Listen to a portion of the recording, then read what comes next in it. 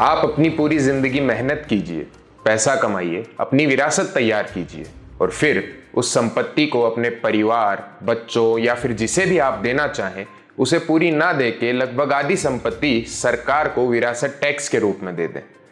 ऐसा मैं नहीं कह रहा, बल्कि यह शब्द हैं कांग्रेस के Indian overseas chairman Sam Pitroda के, और उनके इस बयान ने देश भर में चल रही कांग्रेस के मैनिफेस्टो में वेल्थ रीडिस्ट्रीब्यूशन के होने की बहस का रुख विरासत टैक्स की तरफ मोड़ दिया है।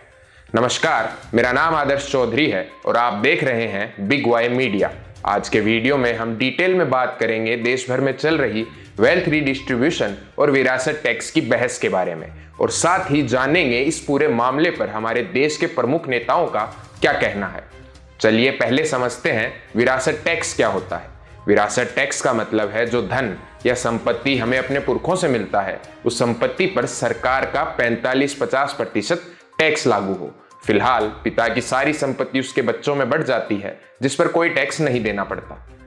यह टैक्स अमेरिका के 6 राज्यों में लागू है, जहां से इंस्पायर होकर सैम पित्रोदा ने भारत में इस टैक्स पर बहस करने की बात कही थी।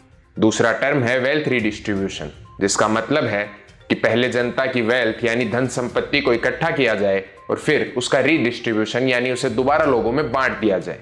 अब इसमें दिक्कत यह है कि जिन लोगों से धन संपत्ति इकट्ठा किया जाएगा वो उनकी मेहनत की कमाई होगी, और जिन लोगों को बांटी जाएगी वो आर्थिक तौर पे जरूरतमंद होंगे, यानी उन्हें बगैर मेहनत किए भी किसी और की मेहनत का फल मिल जाएगा।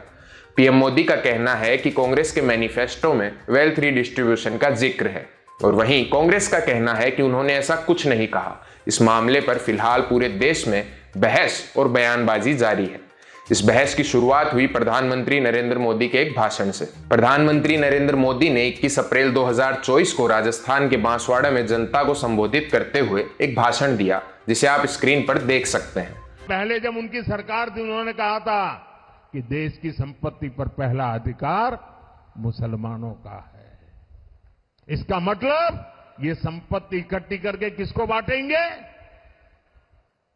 जिनके ज्यादा बच्चे हैं उनको बांटेंगे। घुसपैठियों को बांटेंगे।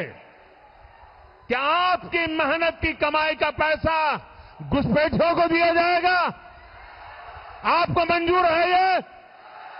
ये कांग्रेस का मैनिफेस्टो कह रहा है कि वो माताओं बहनों का सोने का हिसाब करेंगे, उसकी जड़ती करेंगे, जानकारी लेंगे और फिर उस संपत्ति को बांट देंगे, और उनको बांटेंगे जिनको मनमोहन सिंह जी की सरकार ने कहा था कि संपत्ति पर पहला अधिकार मुसलमानों का है। इस भाषण के अनुसार पीएम मोदी कह रहे हैं कि कांग्रेस के मैनिफेस्टो के अनुसार आप सभी से आपका मेहनत का पैसा, सोना और बाकी की जायदाद ले ली जाएगी और उसे जरूरतमंदों में बांट दिया जाएगा, यानी कि आपकी वेल्थ का रीडिस्ट्रीब्यूशन हो जाएगा। आगे पीएम मोदी ने पूर्व पीएम मनमोहन सिंह के एक भाषण का जिक्र करते हुए यह भी कहा कि कांग्रेस के अनुसार देश में सबसे अधिक जरूरतमंद मुसलमान हैं और भारत के सभी संसाधनों पर पहला हक मुसलमानों का है, और आपकी जो भी संपत्ति जब्त करके बांटी जाएगी वह भी सबसे पहले इन्हीं के पास जाएगी। नरेंद्र मोदी ने यह दावे तो कर दिए, पर इन दावों में जरा भी सच्चाई नहीं है। कांग्रेस के मैनिफेस्टो की यदि बात करें तो उसमें कहीं भी वेल्थ रीडिस्ट्रीब्यूशन का कोई जिक्र नहीं है। हालांकि उन्होंने वेल्थ इनइक्वलिटी की बात जरूर की है, जहां कांग्रेस ने बताया कि देश के शीर्ष 1% द्वारा अर्जित राष्ट्रीय आय का हिस्सा आज अपने उच्चतम ऐतिहासिक स्तर पर है, यहां तक कि ब्रिटिश राज के समय से भी अधिक है। पीएम मोदी ने पूर्व पीएम के जिस भाषण का जिक्र अपने संबोधन में किया है वह भी आधा अधूरा है। पीएम मोदी ने सिर्फ इतना बताया कि मनमोहन सिंह ने कहा था कि देश की संपत्ति पर सबसे पहला हक मुसलमानों का है, लेकिन असल में मनमोहन जी के शब्द कुछ और थे। उन्होंने 9 दिसंबर 2006 के दिए अपने भाषण में कहा था कि हमें SC, ST, OBC, महिलाओं और बच्चों के लिए कार्यक्रम करने चाहिए। साथ ही हमें SC, ST के लिए योजनाएं पुनर्जीवित करने की भी जरूरत है। साथ ही हमें नई योजनाएं भी लानी होंगी ताकि अल्पसंख्यकों और खासकर मुसलमानों का उत्थान हो सके। इन सभी का देश के संसाधनों पर पहला हक है। लेकिन मोदी जी ने अपने भाषण में इस संबोधन का मात्र एक छोटा सा टुकड़ा ही इस्तेमाल किया, वह भी तोड़ मरोड़ के, जिसका पीएम मोदी को विपक्ष के द्वारा जवाब भी मिला।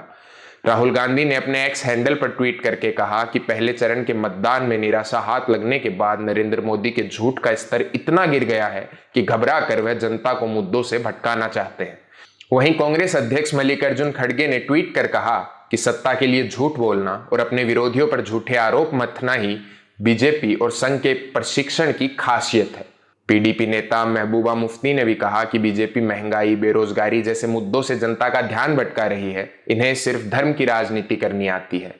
यह बहस देश में चल ही रही थी कि तभी एएनआई को दिए एक इंटरव्यू में कांग्रेस के ओवरसीज अध्यक्ष सैम पित्रोदा ने विरासत टैक्स से जुड़े बयान दे दिए, जिसके बाद यह बहस का सारा ध्यान इस मुद्दे पर आ गया। इस पर कांग्रेस का कहना है कि यह पित्रोदा जी की निजी राय है और इंडियन नेशनल कांग्रेस का इस राय से कुछ भी लेना देना नहीं है। देश भर में चल रही इस बहस के बारे में आपकी क्या राय है, नीचे कमेंट करके जरूर बताएं और ऐसे ही और भी वीडियोस के लिए देखते रहें बिग वाई मीडिया।